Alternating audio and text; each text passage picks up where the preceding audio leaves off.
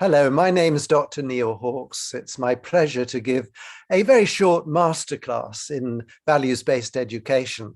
And the aspect I'm looking at on this occasion is how do you introduce values into a school community?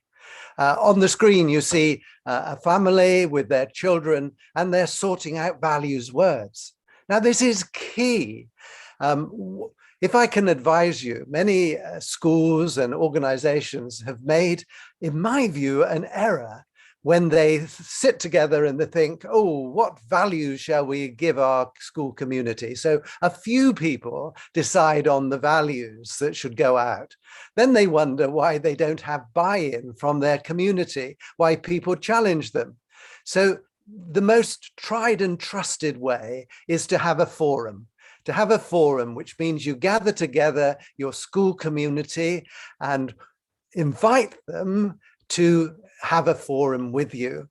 So you can invite governors, trust members, staff of the school, and in this, as you see on the slide, some children as well.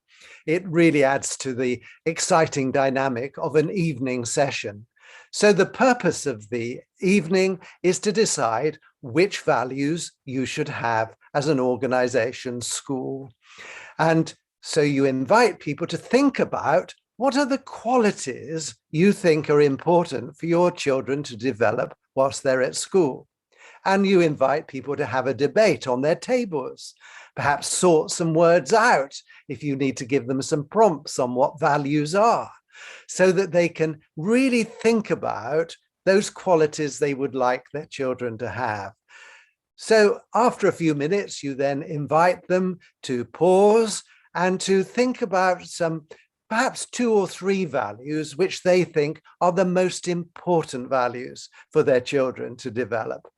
And that can be a rigorous debate. I've seen many arguments going on saying, no, I think empathy is important. No, courage. What about discipline?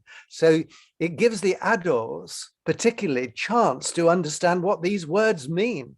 Because for some, dare I say, perhaps it's the first time they've thought about empathy, compassion, altruism. Do we know what these words mean? And how do we translate them into our behaviors? So after that process, someone gathers everybody together and you say, well, each table, give me the 2 or 3 values you think are important. And you list them up, list them in a list.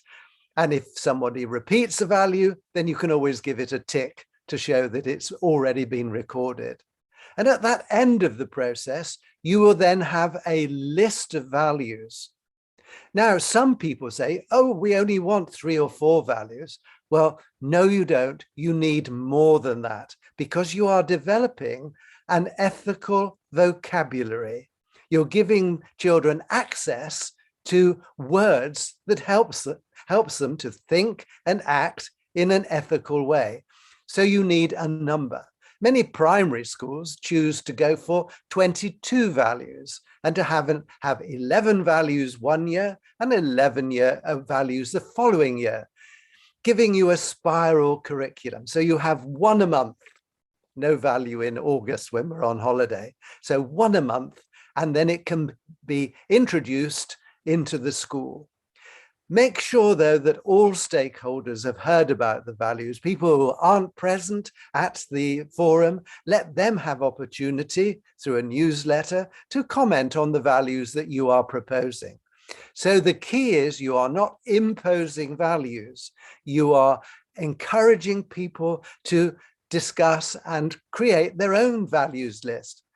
But if I may share a secret with you, what I found doing this process many, many times is that groups of human beings come up with a very, very similar list. They are universal human values, which we all in our hearts hold dear. Honesty, respect, courage. Those are words and values that we all want to develop in others. So that's very quickly how you introduce values. If you want to know more, please contact us at Values Based Education, and we'll be delighted to support you on your values journey. Thank you very much.